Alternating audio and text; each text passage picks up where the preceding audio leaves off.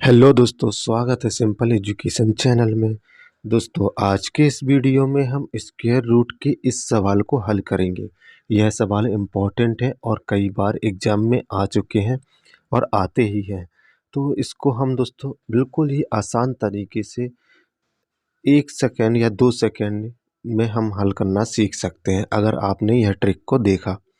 ठीक है दोस्तों, तो चलिए देर न करते हुए इस सवाल को हम देखेंगे।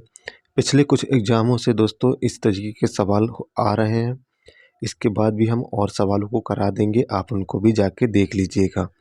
यह सवाल दोस्तों बहुत ही इम्पोर्टेंट है और 1 नंबर तो आसानी से लिया जा सकता है इसको हल करके।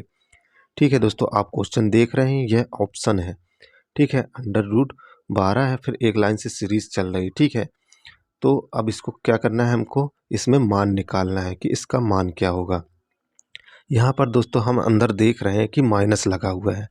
ठीक है, हम प्लस वाली भी करा देंगे। अभी यहाँ पर माइनस लगा हुआ है और सीरीज एक सी है 12 12 12 की। ठीक है, तो क्या करेंगे दोस्तों, सबसे पहले हम 12 को बाहर निकाल लेते हैं। ठीक है, यहाँ पर हमने 12 को बाहर निकाल लिया। अब हमको 12 का ऐसा 2 गुणनखंड करना है। ठीक है दोस्तों, तो 12 का हम गुणनखंड करेंगे। तो 12 को तोड़ लेते हैं। तो कैसे टूटेगा दोस्तों, और 12 का गुणनखंड हमें ऐसा करना है कि उनका बीच का डिफरेंस कितना हो, उनके बीच का डिफरेंस होना चाहिए 1। ठीक है, तो 12 के गुणनखंड करते हैं 3 गुणा 4, और 3 और 4 के बीच में कितने का अंतर आ रहा है, 1 का आ रहा है। ठीक है, अभी हमें इन सवालों में दोस्तों इसी चीज़ का ध्यान धरना है कि गुणनखंड जब हम करेंगे तो उनके बीच का जो डिफरेंस आएगा वह 1 आएगा। ठीक, तो यहाँ पर एक डिफरेंस आ रहा है 3 गुणा 4। ठीक है, जैसे हम कर देते 6 गुणा 2, तो 6 दूनी 12 होता, लेकिन डिफरेंस तो 1 नहीं आ रहा है। तो यहाँ पर दोस्तों डिफरेंस 1 इसमें आ रहा है। अब यहाँ पर माइनस था दोस्तों, तो माइनस जब लगा हुआ है तो हम सबसे छोटी संख्या लेते हैं। तो इसमें सबसे छोटी संख्या कौन सी थी, इन दोनों में 3 थी। तो हमारा आंसर क्या हो जाएगा, 3। ऑप्शन में हमने 3 को टिक लगा दिया। बस इतना ही था। तो अभी हम दोस्तों दूसरा सवाल करेंगे, इससे और क्लियर हो जाएगा आपको। यहाँ तक क्लियर है दोस्तों। चलिए दूसरा सवाल देख लेते हैं। दूसरा सवाल है दोस्तों अंडर रूट 20, फिर सीरीज चल रही है वैसे ही, और माइनस वाला सवाल है। इस चीज़ का ध्यान रखना है दोस्तों, माइनस है तो छोटी संख्या लेंगे और प्लस है तो बड़ी संख्या लेंगे। 20 को बाहर निकाल लिया। अब 20 का हम गुणनखंड करेंगे। तो दोस्तों 20 का गुणनखंड कैसे करेंगे, 4 पंजे 20 होता है। ठीक है, और इन दोनों में डिफरेंस कितने का है, 1 का है। सही हो रहा है। ठीक है दोस्तों, अब सबसे छोटी संख्या कौन सी है, इसमें 4 है। क्योंकि माइनस वाला सवाल है इसलिए सबसे छोटी संख्या हम लेंगे। तो हमारा आंसर क्या आ जाएगा दोस्तों, हमारा आंसर 4 आएगा, यानी इसका मान 4 होगा। ठीक है, यहाँ तक क्लियर हो गया।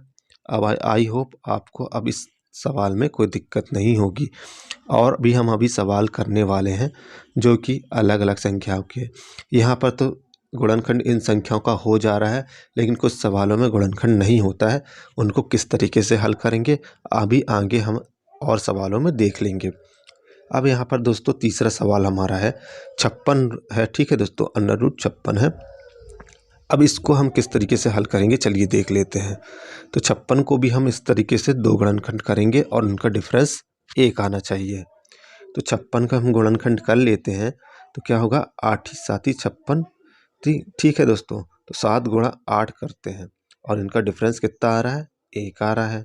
सबसे छोटी संख्या इसमें 7 है, अब माइनस वाला है तो हम 7 को लेंगे। तो हमारा इस सवाल का मान क्या आ जाएगा, 7। यह हमारा आंसर हो गया। तो देखा दोस्तों कितनी जल्दी हमने इसको हल कर लिया। आपको बस गुणनखंड करना आना चाहिए।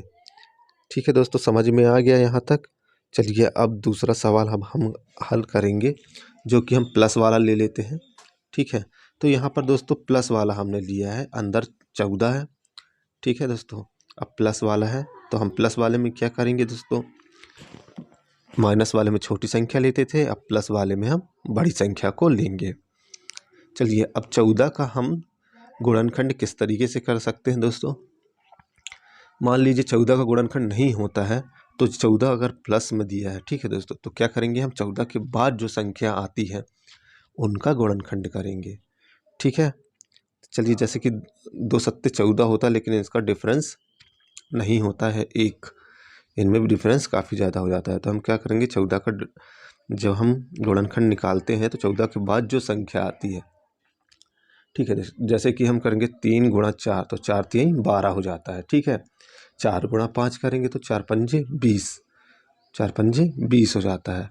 यानी इसका जो अब गुणनखंड आएगा वह 4 गुणा 5 आएगा। ठीक है, इसमें टूट जाता है। 14 के बाद सीधे 20 का गुणनखंड लेंगे, क्योंकि 16 का नहीं होगा, 17 का नहीं होगा, 18 का नहीं होगा, 19 का नहीं होगा, 20 का हो जाता है। क्योंकि 3 गुणा 4 करते हैं तो 3 चौको 12 हो जाता है, और 4 गुणा 5 करते हैं तो 4 पंजे 20, जो अगला आता है 4 पंजे 20। ठीक है, अब दोस्तों यहाँ प्लस लगा हुआ है। ठीक, अभी तो खैर हमारा इसमें नहीं आया, तो हम क्या करेंगे, 4 या 5 के बीच में इसका मान हो सकता है। अगर जिस संख्या का गुणनखंड नहीं होता है दोस्तों, तो उसमें 2 वैल्यू आती है, तो हम दोनों को लिख सकते हैं। ऑप्शन में इस तरीके से दिया होगा। ठीक है दोस्तों, तो आपको इसमें टिक लगाना पड़ेगा, 4 या 5 के बीच में इसका मान होगा। यह हमारा आंसर आ गया। ठीक है दोस्तों, अब हम दूसरा सवाल हल करेंगे, जिससे और क्लियर हो जाएगा। 4 और 5 के भी बीच में दोस्तों 1 का डिफरेंस आ रहा था। अब चलिए इस सवाल को करते हैं। ये भी प्लस वाला है, लेकिन इसका गुणनखंड हो जाएगा 30 है। ठीक है दोस्तों, तो हम क्या करेंगे, 30 को बाहर निकाल लेंगे। दोस्तों यहाँ पर हमने 30 को बाहर निकाल लिया। अब 30 का भी हम गुणनखंड करते हैं। चलिए अब 30 का गुणनखंड कैसे करेंगे, देखो 4 गुणा 5, तो 4 पंजे 20 हो गया था। ठीक है दोस्तों, अब क्या करेंगे, 6 गुणा 5 हम करते हैं, और इनके बीच में डिफरेंस भी एक आ रहा है, 6 पंजे 30 होता है। ठीक है दोस्तों, ये 5 छक्का 30 भी बोल सकते हैं, इनके बीच में डिफरेंस 1 का आ रहा है। अब दोस्तों यहाँ प्लस वाला था, तो हम बड़ी संख्या लेंगे। तो बड़ी संख्या लेंगे तो बड़ी संख्या क्या है, 5 से बड़ी 6 थी, तो 6 हमारा इसमें आंसर आ गया। है ना सरल दोस्तों, बस इसमें आपको घबराने की ज़रूरत नहीं है, इस ट्रिक को फॉलो कीजिए, आप आसानी से हल कर लेंगे। यहाँ पर दोस्तों गुणनखंड हो गया था, इसलिए एक ही आंसर आया 6। अगर नहीं होता तो दोनों के बीच की संख्या जैसे हमने पिछले सवाल में लिया था वह होगा। अब यहाँ पर दोस्तों देखना है, यह 7 का है। ठीक है, अब हमें ऐसी संख्या हमने लिया है, जैसे आपके मन में सवाल होता था, अभी हमने गुणनखंड वाली संख्या ली थी तो उसका तो गुणनखंड हो गया, अब इसका तो नहीं होगा गुणनखंड। ठीक है, तो क्या करेंगे, इस सवाल में हमने देखा कि प्लस वाला है, तो हम क्या करेंगे, 7 के ऊपर जाएंगे। 7 के ऊपर क्या आता है, 8 9 10 11 12, 7 के ऊपर जाएंगे, 7 के नीचे नहीं जाएंगे। अगर माइनस होता तो 7 के नीचे जाते। तो 7 के ऊपर कितना आता है, 4 3 12। ठीक है दोस्तों, क्योंकि 12 का गुणनखंड हो जाएगा, 4 का नहीं होगा, 8 का नहीं होगा, क्योंकि 4 दूनी 8 होता है, दोनों का डिफरेंस 1 होना चाहिए। ठीक है, इसमें दोनों का डिफरेंस 1 आ रहा है। बड़ी संख्या कौन सी थी दोस्तों, 4 है। ठीक है, तो अभी हमारा क्या आ जाएगा, 4 व 3 के बीच में इसका मान होगा। ठीक है दोस्तों, ये हमारा आंसर हो जाएगा। जब भी ऐसी संख्या देगी जिसका गुणनखंड नहीं होता है, तो उनका आंसर यही निकलेगा, दोनों की संख्याओं का बीच का। ठीक है, ये समझ में आ गया किस तरीके से हमने किया। 7 प्लस में दिया था इसलिए 7 के ऊपर गए, और 7 माइनस में होता तो 7 के नीचे जाते। ठीक है दोस्तों, यहाँ तक क्लियर है। अब 7 के नीचे हम जाते तो क्या होता, 6 मिलता हमें। यहाँ तक क्लियर है दोस्तों, आई होप आपको समझ में आ गया होगा। अगर समझ में आ गया तो वीडियो को लाइक कर दीजिएगा, सब्सक्राइब कर दीजिएगा, और बेल आइकन को दबाना ना भूलिएगा।